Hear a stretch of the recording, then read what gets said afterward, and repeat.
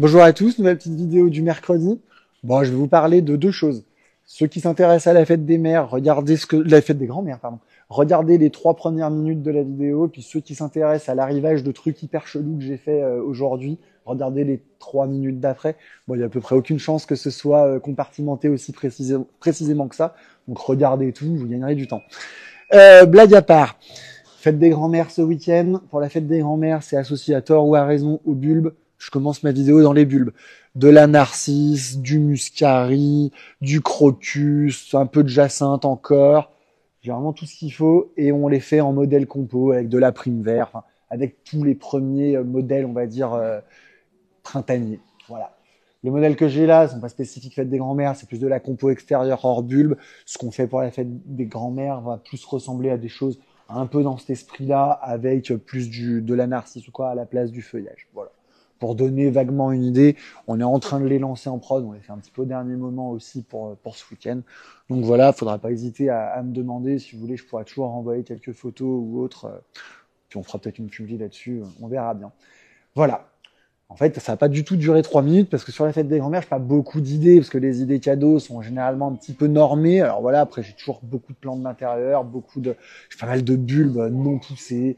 On a pas mal de choses, fleurs coupées, enfin tout ça vous le savez. Et je vous invite, si vous le savez pas, à voir des vidéos que j'ai faites, notamment Saint-Valentin ou autres sur les thématiques plus cadeaux. Moi, vous me connaissez ou vous me connaissez pas d'ailleurs, mais ce que je préfère, c'est les plantes extérieures. Je vais aller vous montrer un truc. J'ai un arrivage, c'est du délire. Donc, j'arrive pas à parler trop longtemps de l'actualité pourtant forte du moment. M'en voulez pas. Ok. J'ai reçu deux choses aujourd'hui. La première, c'est pas un truc qui me fascine, mais c'est pas mal. C'est des lauriers roses. Ça doit faire un mois que vous me parlez de laurier rose. Vous êtes fous. Hein, je préfère vous le dire. Il fait beaucoup trop froid potentiellement pour mettre du laurier rose. Les lauriers que je rentre à cette période, c'est des résistants au froid. C'est de la rusticité 4-5, c'est-à-dire qu'on est sur des résistances à -8, -12. Autrement dit, c'est les plus costauds. C'est pas les plus grands, ceux qui veulent de la grosse taille, ça va arriver beaucoup plus tard. Enfin, ça arrivera un petit peu avant l'anniversaire, qui est dans 2 semaines et demie. Voilà. Donc voilà, laurier rose, j'ai toutes les couleurs et j'ai que 2 tailles. Et vraiment les variétés très rustiques, quelques variétés naines. Enfin, j'ai fait un gros effort variétal sur le Merlium. Non, ce qui est vraiment cool, c'est ici. Pas que le reste ne soit pas cool, mais je suis assez sélectif dans ce que j'aime. Qu'est-ce que je veux dire? J'ai découvert un producteur il y a quoi, 3 semaines. Il m'a donné un listing. Sur le listing, je connaissais pratiquement, allez, 30% du listing. J'ai découvert des variétés. Ça m'arrive très rarement à cette échelle-là. Du coup, j'en ai acheté plein. Je peux pas m'en empêcher. Alors bon, j'ai dû faire des trucs qui gèlent un peu, comme ça. La Quinalia, bon, c'est donné pour -3, -5.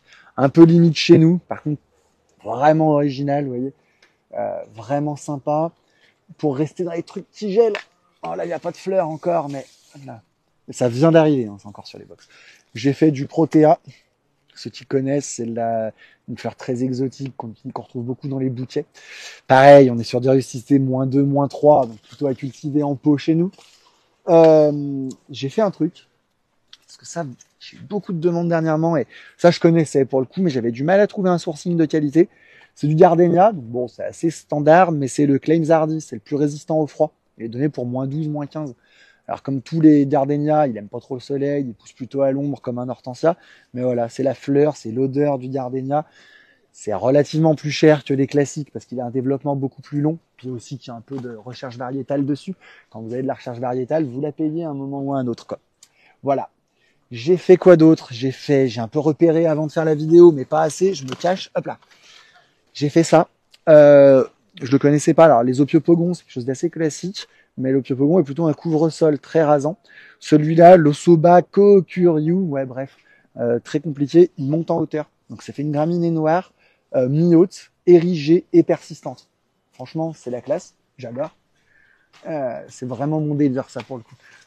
Ça, c'est aussi mon délire. C'est le Schizoparosia. Hop là, Psychoparosia, pardon.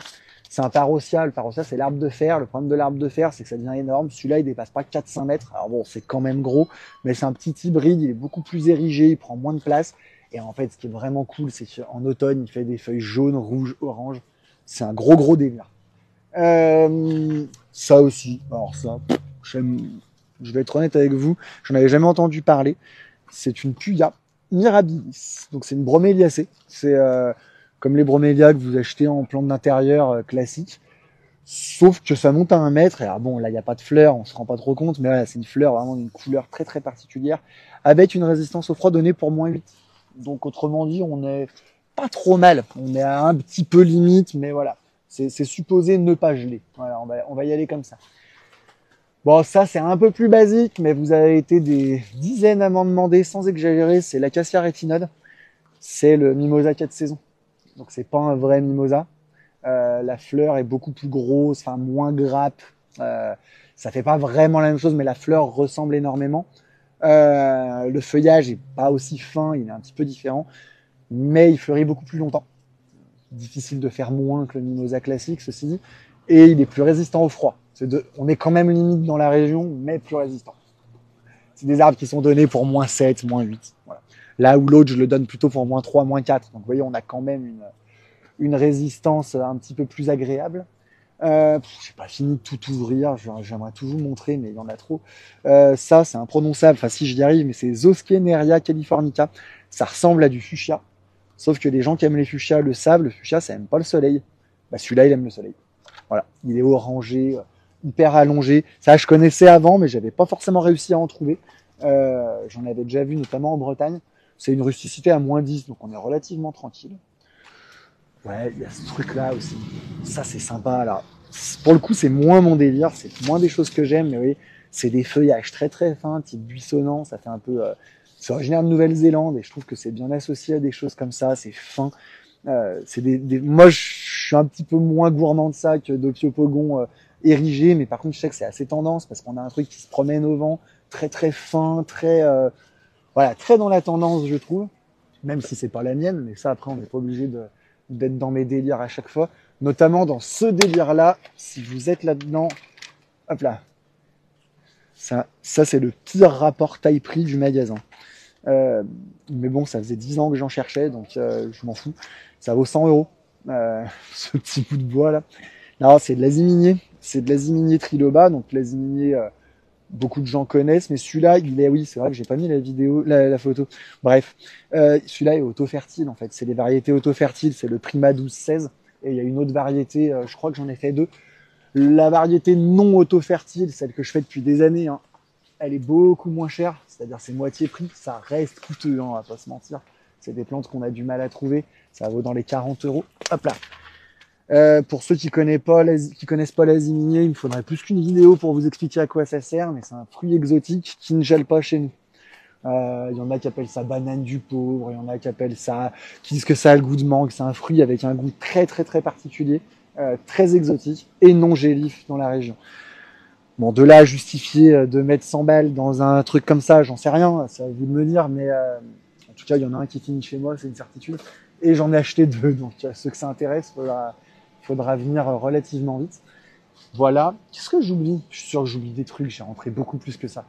Ouais, allez, la vidéo doit déjà faire 19 minutes 30, je vais m'arrêter là. Vous avez compris, j'ai vraiment enfin, ça faisait longtemps que j'avais pas été autant emballé par un arrivage, pas par le volume ou quoi, vous voyez, j'ai 3 box, mais plus par le côté ultra original. Moi, j'adore quand j'ai des fournisseurs qui me surprennent, et ça fait quand même, ça fait une vingtaine d'années que je fais des achats. Ça fait longtemps que j'avais pas été aussi surpris par les choses. Voilà. N'hésitez pas à venir voir. Pour le reste, on peut planter, il fait frais, on est vraiment au top pour faire de la plantation. J'ai les rosiers à gauche, je vous en ai pas parlé, parce que pareil, ceux qui me connaissent savent que c'est pas trop mon délire, mais j'ai plein de rosiers, donc n'hésitez pas. Et on va essayer là pour ce week-end, tout sera bien rangé, bien propre. Et tout ce que j'ai pas pu vous montrer, je vous le montrerai avec plaisir. Ah ouais, celui-là, j'aurais dû vous le montrer. Ouais, je vous le montrerai la prochaine fois. Je vous souhaite une bonne journée.